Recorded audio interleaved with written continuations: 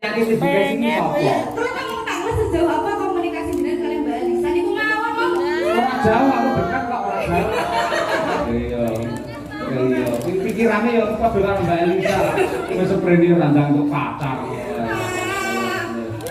Jangan gitu lah Pak. Lah bocah bermangan.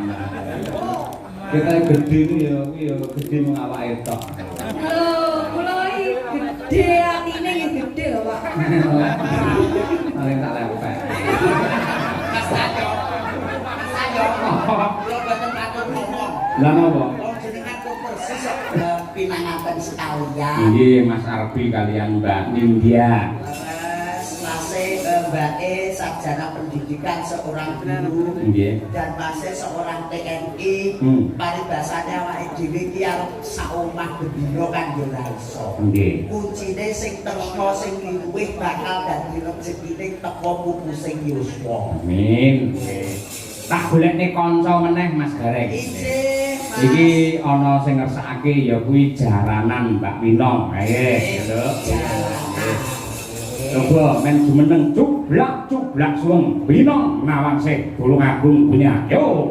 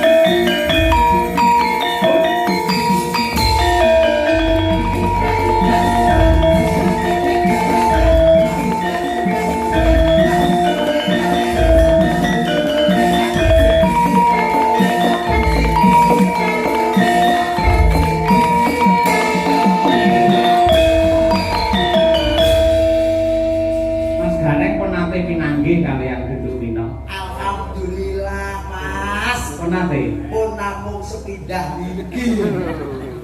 Wong yo terus cetuke kapan Mas? Padasane kula ki menggur akadipil. Apa ya? Antar kota dalam provinsi. Nggih. Iku wong kula ki nggih lek jenengan kateng isi. Nggih. Upload DM. Wah, ngayuk Jakarta. Dalam Universitas Gandilan Montor. Wah, ini. Mumpung panggil niku mangkenalan. Mbak Rina, Milo Ya, Jendaluna. nggih Jendalu. Minal aidin wal faizin. Nggih, Mbak Faizi. Sepinten kelepataning kula nyuwun pangapunten. Nggih, kula semanten ugi Pak Gareng. Alhamdulillah Mas ngeten iki. Gandes luwes nyenengne ati. Cara buah Mbak Wino niku napa? Lho paling mboten anggur to Mas. Anggur. Anggur. Kok iso anggur? Ora dadak diuceki, ora dadak dikurban langsung dipangan. Lah iki Mbak Umi Hafifah kok apa? Mbak Umi Hafifah iki yen cara buah ngoten nek teng desa Ranti. Ranti. Ranti. Kok ranti? Ranti niku nggih cilik, Nggih. rupane ireng, akeh tumbuh-tumbuh wonten lebu bleng kena kanggo tangga. Oh, kowe tunggale jamu berarti. Kena nggih jamu, kena nggih tangga tresna. Nggih. Lah Mbak Birgita iki Bir gitar. Sakjane iki kala terus buah napa? Pisang ae. Ngeten iki lek cara buah iku nuwun sewu Mas. Manggis. manggis. Manggis. Kok manggis? Manggis niku tidak pernah bohong. Sing buri 5, jerone ya 5. Nggih. Niku Mbak Bukesi napa? Bukesi lah. Lek Bukesi niku sakniki napa kula rumiyin? Yo sakniki wong biyayene saiki kok. Sakniki ta? Nganti elek surat ajanah nggih. Boten Bukesi niku nuwun sewu. Cara buahe ngoten melon tanpa biji. Mewah. Layak bilang. Melon tanpa biji. Tumpune ning genok etan kono dibuka marep kulon seret banyune cur. Dulur pekol, dulur bringin kabeh padha seneng. Yen kuwi bar Bukesi Mbak Tri Hastuti, Mbak Tuti. Mbak Tuti niki lek cara buah Mbak Tutik niki pun sewek semongko. Lek semongko. Nggih, semongko niku dipangane lek pun ning wayah poso. Dadi lek ora poso ora dipangan ya. Nggih, ora poso ya ora tau. Jenenge semongko. Selanjutnya salah kau semongko. Mbak Lia, terbang apa? Mbak Lia mriko to? Nggih. Nuwun sewu Mbak Lia nggih. Nuwun sewu apa ya sik. Niki kula cedhaki ngoten pan nggih Mas nggih. Nggih, watan sudah demek. Boten ampun kula anggap tok. Lah didemek nuntut kuwi. Boten malah seneng kula.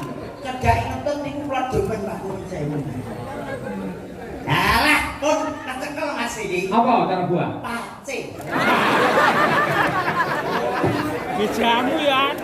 Siap. Oh, boten sia-sia. Kuwi seniore Parasinden lho iki, suarane apik. Warta senior Parasinden jenengan aja nyedak lek kentut. Wah, kula katek kentut bae tak ambet mabel ya kowe pacing. Kok kanca. Main komplit Mbak Lisa cara buah apa? Lek Mbak Elisa lah, wis bendino teng mriki lek iki kan nggih buah kesukaan. Oh, makanan sehari-hari. Makanan sehari-hari komplit kabeh kuwi. Apa kuwi? Iya seneng semongko enek. Vitamin. Terus apa kuwi melon enek. Terus duren enek. Terus aku salah enek. Terus kuwi buah-buahan kabeh enek niku. Gandene sitok sak kresek.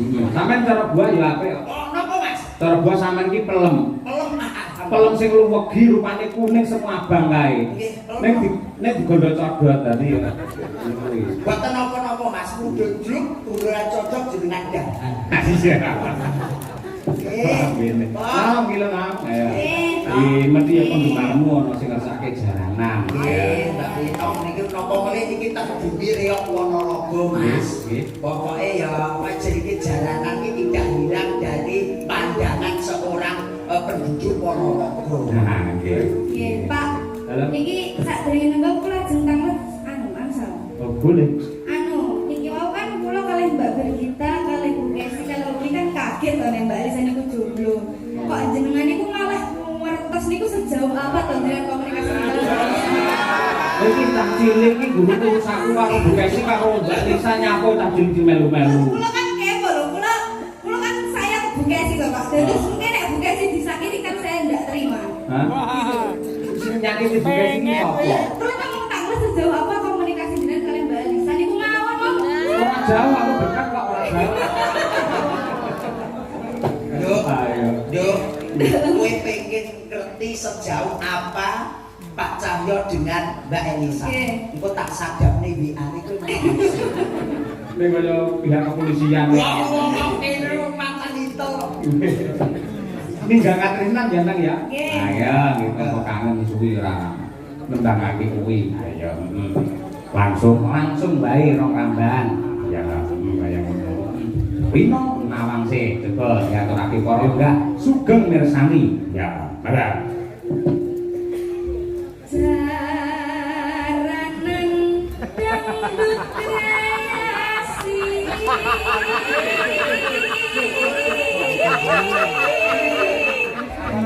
Ini janji ayu, suarane apik. Nggih. Ning tell me iki. Orang rungokne omong aku kok. Tanpa nganggo gawa langsung bae. Lho ki mau sadapane HP kuwi mau coba foto saiki. Wong sadapane HP mbok foto saiki dadi gowo. Kok enggak kedengeran ya tadi ya? Maaf ya Pak. Ya wis ora apa-apa enggak. Enggak apa-apa wis ndak sido nek Ngojo ngadu metu ora butuh piye ora. Diterus lagi. Saiki sing lenggah wae sing menghakimi. Pripun dibawani mboten, Pak? Oh, bawa kuwi lho, kowe diselamatkan. Iya. Iya, pikirane ya padha karo Mbak Elisa. Wis sprene randang untuk pacar. jangan gitu lah Pak. Lah bocah bermangan. Kita gede iki ya, gede mung awake tok. Halo, kula iki gede atine nggih gede lho, Pak. Paling tak lempek. Mas Sayo. Mas Sayo. Kula boten matur ngomong. Lah napa? Wong jenengan kok persis kok. Ya dibatasi nang apa nang ayo. Sen kuwi aku menghindari bobo kuwi mergo wis dingin karo Mbak Elisa Morondono. Ini ora apa-apa, cakepane kan beda. Beda. Kamu tuh Mbak mboten ngiru. Tujune kuwi cara buah kuwi ya seger, paman cara buah kuwi pace tak pengen. Untuk kowe mau ya Pak Wanggul. Ora gagak diubah ndang dilek wae. Gurih ana. Garinge ngawut anggur mau jane umi. Ayo. Lha yo lek umi ki lek anggur. Lah wong sing sakmene cilike wong teko pinggir dalan dipangati kan nggih repot to, Mas. Mending nggih jamu wae lek wis sehat iki dolan nang anggur. Iya. Ya nak apa-apa saya. Ayo.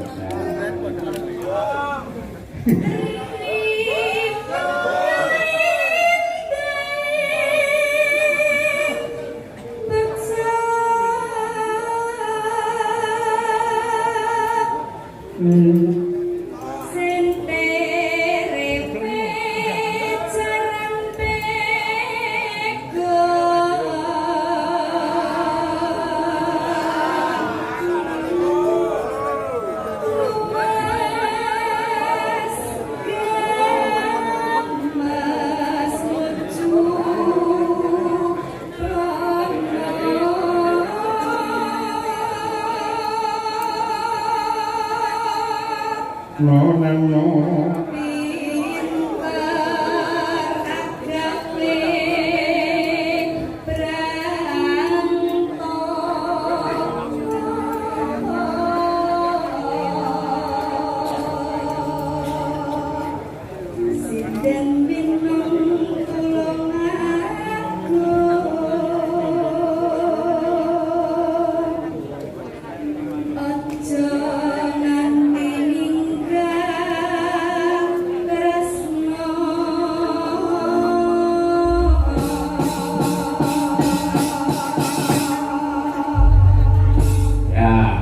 Menika giwakuraken dumateng Pak Jono Busri sing kebih saking Surabaya kraya tindak wonten ngaladen wingin Kauman Ponorogo. Kangen karo kanca-kanca Madangkala. Ya. Karmane panjenengane urung diaturake wis pirang-pirang taun. Tutut manggung ning nggon gara-gara wae. Ya. Ya Nduk, winok nawase. Ya.